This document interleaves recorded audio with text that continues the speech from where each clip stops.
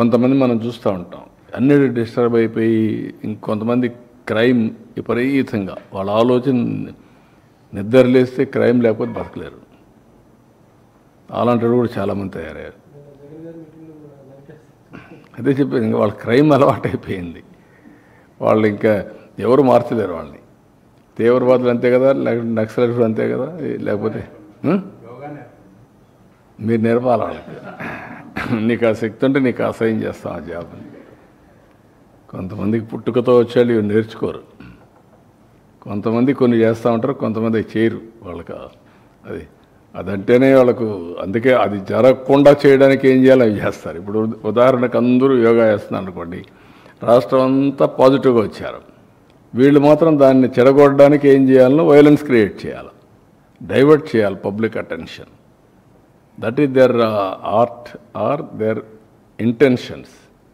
అందుకే క్రిమినల్స్ ఎప్పుడు కూడా క్రిమినల్ బ్రెయిన్సే పనిచేస్తూనే ఉంటాయి. వాళ్ళకు నరికేస్తాం, చంపేస్తాం, రఫ్ ఆడతాం,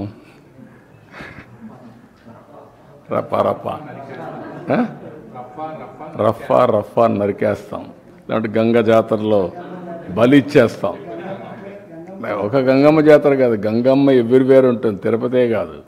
ఆ గంగమ్మ జాతరలో పొట్టేళ్ళు నరకడం అలవాటు.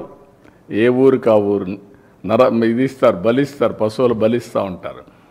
అది ఇప్పుడు మాట్లాడే పరిస్థితి. ఊర్లో గ్రామదేవతలు కూడా ఇచ్చేవాళ్ళు ఒకప్పుడు. ఒక ఊర్లో గ్రామదేవత ఉంటే శక్తిని బట్టి ఒక పొట్టేల్ని బలిచ్చేవాళ్ళు. అప్పుడు అది పెద్ద ఫంక్షన్ చేసేవాళ్ళు ఊర్లలో. మేము చిన్నప్పుడంతా చూసాం. ఇంటికి ప్రతి ఒక్కడు పెంచేవాడు ఒకదాన్ని, ఒక పొట్టేలు పెంచేవాళ్ళు, కొనేవాళ్ళు. కొని దాన్ని బలిచ్చి అక్కడి నుంచి దాన్ని ఇచ్చేసేవాళ్ళు. అట్లా ఏరియస్ అంటే అంత ఆ స్టేజ్కి వెళ్ళిపోతున్నారు వీళ్ళు. ఏం చెప్తా, డెఫినెట్గా చట్టబద్ధకి వస్తుంది.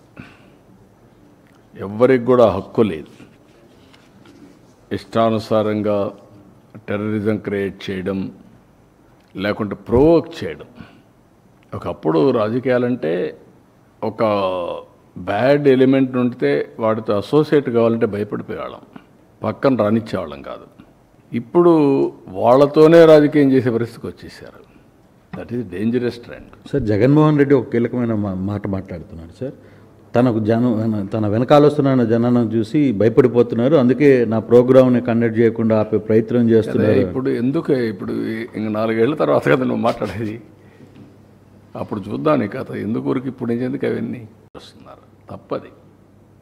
ఎవరు ఇది నేను ఎందుకే మీకు ఒక మాట చెప్పాను, విచిత్రమైనటువంటి మనస్తత్వాలు ఉండే వ్యక్తులు మారిగా ఉంటారు.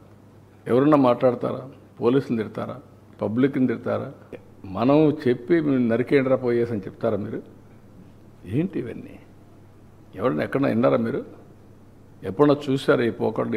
ఈ రాష్ట్రంలో దేశంలో ఏ రాజకీయ నాయకుడైనా, ఏ రాజకీయ పార్టీ అయినా ఇలాంటి ఒరవడు ఉందా? చంపేయండి, పొడి చేయండి, లేదంటే ప్లే కార్డ్స్ పెట్టుకొని వచ్చి డెమాన్స్ట్రేట్ చేసి ఆనందపడిపోవడం. ఎక్కడికి పోతున్నాం? దాన్ని చూసి ఏం నేర్పిస్తున్నాం మన సమాజంలో? చాలా ప్రమాదం ఇవన్నీ.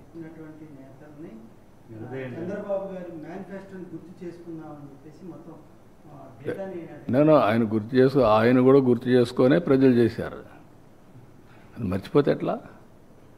ఎందుకు ఇచ్చారు 11 సీట్లు? ఇట్లా ఏదో పనులు చేసే కదా. ఆ ఏదో పనులు చేస్తే ఏమవుతారు మీరు? రేపు అదే అవుతుంది.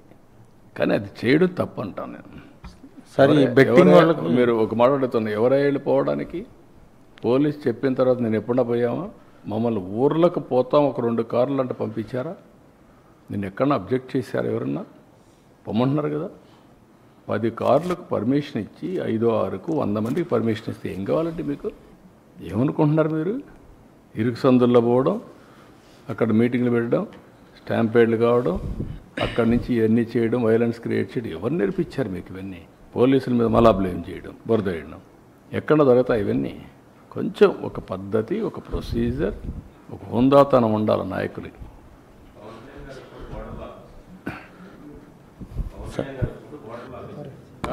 సార్, అరెస్టులు కూడా విషయం సార్. అరెస్టులు బెట్టింగ్ వాళ్ళకి సీరియస్గా జగన్మోహన్ రెడ్డి ఒక మాట చెప్తున్నారు, ఉద్దేశపూర్వకంగానే కొంతమందిని పేర్లు సెలెక్ట్ చేసుకుని అరెస్ట్ చేస్తున్నారు అనేది జగన్మోహన్ రెడ్డి ఎందుకు చేస్తారండి? చట్టం దాని ప్రకారం అది పనిచేస్తుంది. ఉద్దేశపూర్వకంగా ఎందుకు చేస్తారు? ఎందుకు చేయాలి? సార్ మీకు అందరికీ తెలియదా శాండ్ ఏం జరిగిందో? తెలియదా మీకు లిక్కర్లో ఏం జరిగిందని? కొత్త అది. అంటే మేము ఏం చేసినా రాజకీయాల్లో ఉన్నాం కాబట్టి ఎవరు దీనిపైన యాక్షన్ తీసుకోవడం ఎటు కుదురుతాయి? కాబట్టి ఇది ఒక పద్ధతి ఉంటుంది, ఏదైనా ఒక జవాబుదారితనం ఉంటుంది. సార్ ఈ బెట్టింగ్ వాళ్ళకి విగ్రహాలు పెట్టడం ఎలా చూడొచ్చు సార్? బెట్టింగ్ వాళ్ళకి విగ్రహాలు పెడుతున్నారు. గంజాయి బ్యాచ్కి, బెట్టింగ్ బ్యాచ్కి, రౌడీలకి, హత్యలు చేసే వాళ్ళకి, అత్యాచారాలు చేసే వాళ్ళకి విగ్రహాలు పెడతారు. అందుకే మీరు ఒకసారి చరిత్రలో కూడా మీరు చూస్తే రాజకీయాలు మారిన తర్వాత ఇప్పుడు కొత్త బ్యాచ్ కొత్త విధానాలు తీసుకొస్తున్నారు. వాళ్ళే హీరోస్గా, ఇటు రౌడీజం చేసేవాళ్ళు హీరోలు, ఊర్లో భయభ్రాంతులు చేసేవాళ్ళు హీరోలు, లా అండ్ ఆర్డర్ మెయింటైన్ చేసేవాళ్ళు చేతకాని వాళ్ళు అనే పరిస్థితి తీసుకొస్తున్నారు.